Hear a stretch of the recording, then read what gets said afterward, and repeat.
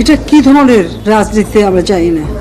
আমি যখন মন্ত্রী হই তখন সকলের বাংলাদেশের মন্ত্রী হিসেবেই আমি নিজেকে মনে করি। চালিয়ে পুরো সাবেক দিকে সরকার, আর আজকে কত মানুষ জীবন হারালো। এটা কি ধরনের রাজনীতি আমরা চাই না।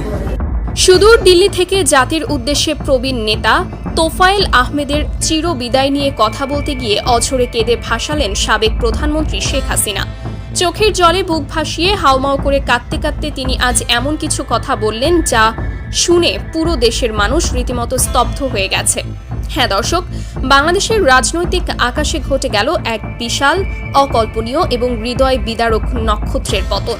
যে মানুষটি আজীবন বঙ্গবন্ধুর ছায়াসঙ্গী হয়েছিলেন, যিনি 1969 সালের ঐতিহাসিক গণ অভ্যুত্থানের মহানায়ক, সেই প্রবীণ জননেতা, বর্ষিয়ান রাজনীতিবিদ এবং আওয়ামী লীগের অন্যতম শীর্ষ অভিভাবক তোফায়েল আহমেদ আর আমাদের মাঝে নেই।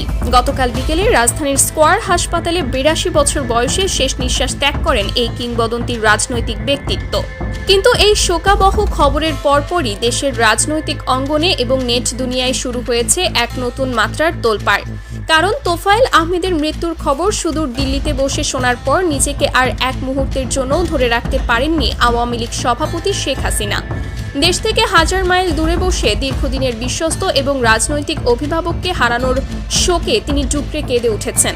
রাজনৈতিক মতাদর্শের ঊর্ধ্বে উঠে একজন নেত্রীর এমন বুকফাটা আর্তনাদ এবং একাকিত্বের হাহাকার এর আগে কখনো দেখেনি বাংলার মানুষ।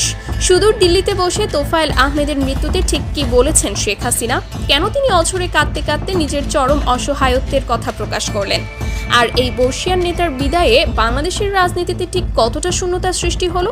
সুপ্রিয় দর্শক, আজ আমরা উন্মোচন করব দিল্লি থেকে দেওয়া শেখ হাসিনার সেই আবেগঘন বার্তার পেছনের সব এক্সক্লুসিভ তথ্য। পুরো ভিডিওটি 1 সেকেন্ডও স্কিপ না করে একদম শেষ পর্যন্ত দেখতে থাকুন। সুপ্রিয় দর্শক, রাজনীতিতে উত্থান পতন থাকে, দলবদল হয়, ক্ষমতার পালা বদল ঘটে, কিন্তু কিছু মানুষ থাকেন যারা ইতিহাসের পাতায় নিজেদের নাম স্বর্ণাক্ষরে লিখে যান। তোফায়েল আহমেদ ছিলেন ঠিক তেমনই একজন ক্ষণজন্মা মানুষ, যে মানুষটি তৎকালীন রেসকোর্স ময়দানে দাঁড়িয়ে লাখো জনতার সামনে অবিসংবাদিত নেতা শেখ মুজিবুর রহমানকে বঙ্গবন্ধু উপাধিতে ভূষিত করেছিলেন। আজ সেই মানুষটির অনন্ত যাত্রায় পুরো দেশ শোকাচ্ছন্ন। কিন্তু এই শোকের মাত্রা সবচেয়ে বেশি যাকে আঘাত করেছে, তিনি আজ সবচেয়ে বেশি দিশেহারা বোধ করছেন। তিনি হলেন শেখ হাসিনা।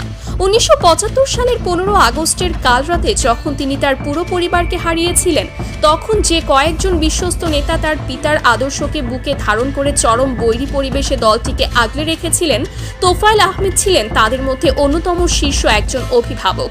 1/11-এর সেই ভয়ঙ্কর এবং কঠিন সময়েও দলের ভেতরে যখন চরম বিভক্তি, যখন চারিদিকে শুধু ষড়যন্ত্রের জাল, তখনও এই প্রবীণ নেতা ছিলেন একটি বিশাল বটগাছের মতো। কিন্তু আজ ভাগ্যের নির্মম পরিহাসে যখন এই অভিভাবক চিরবিদায় নিলেন, তখন শেখ হাসিনা দেশের মাটিতে নেই। তিনি সুদূর দিল্লিতে নির্বাসিত এবং চরম একাকী এক জীবন যাপন করছেন। আর এই দূরত্ব, এই দেশ থেকে দূরে থাকার চরম অসহায়ত্বই আজ তাকে মানসিকভাবে একেবারে ভেঙে চুরমার করে দিয়েছে। দিল্লি থেকে পাওয়া অত্যন্ত বিশ্বস্ত এবং গোপন সূত্র অনুযায়ী গতকাল বিকেলে যখন তোফায়েল আহমেদের মৃত্যুর খবরটি প্রথম শেখ হাসিনার কাছে পৌঁছায়, তখন তিনি মুহূর্তের জন্য স্তব্ধ হয়ে যান। তার চারপাশের পৃথিবী যেন থমকে দাঁড়ায়। তিনি বিশ্বাসই করতে পারছিলেন না যে তার বাবার আমলের শেষ স্মৃতিচিহ্নগুলোর একটি আজ চিরতরে হারিয়ে গেল। এরপরে তিনি কান্নায় ভেঙে পড়েন। তার এই কান্না কোনো সাধারণ নেত্রীর কান্না ছিল না, এটি ছিল একজন পিতৃসম অভিভাবককে হারানোর এক বুক ফাটা হাহাকার। চোখের জলে ভাসতে ভাসতে জাতির উদ্দেশ্যে এক আবেগঘন বার্তায় তিনি বলেন, আমার মাথার উপর থেকে আজ শেষ ছায়াটাও সরে গেল।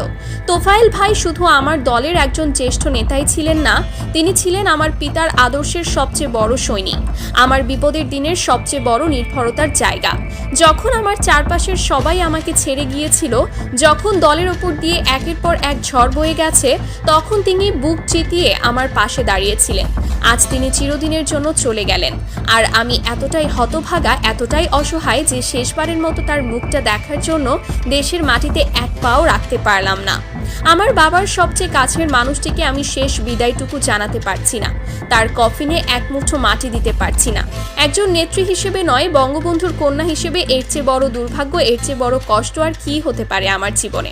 শেখ হাসিনার এই বুক ফাটা আর্তনাদ এবং অসহায়ত্বের কথা শুনে সেখানে উপস্থিত সবার চোখেই অঝরে পানি চলে আসে।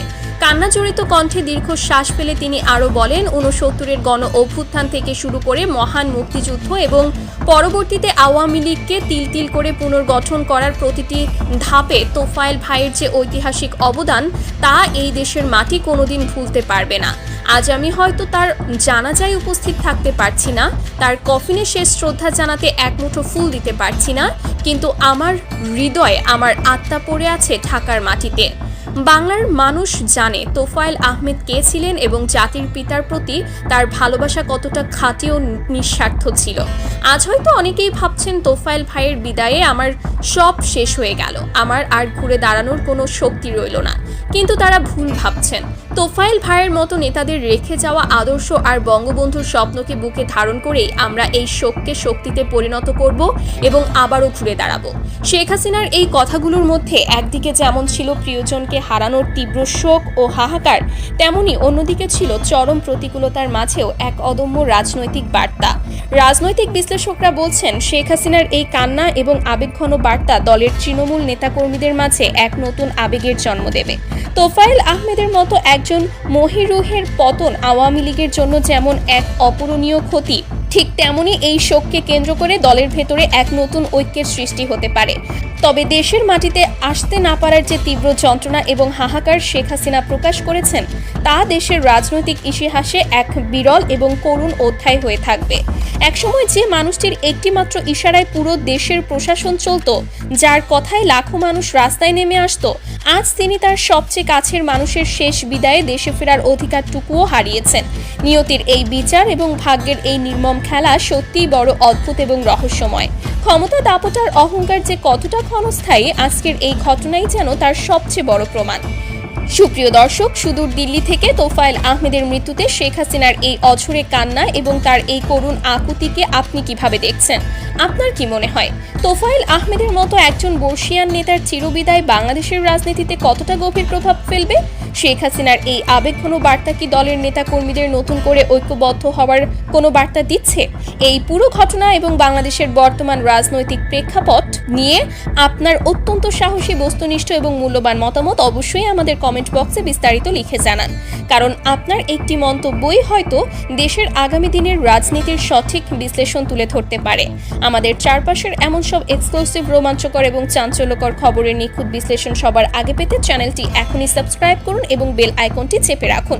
ভিডিওটি ভালো লাগলে একটি লাইক দিন এবং বেশি বেশি শেয়ার করে সবাইকে এই অজানা খবরটি জানার সুযোগ করে দিন। আজ এ পর্যন্তই। ভালো থাকবেন, সুস্থ থাকবেন। আল্লাহ হাফেজ।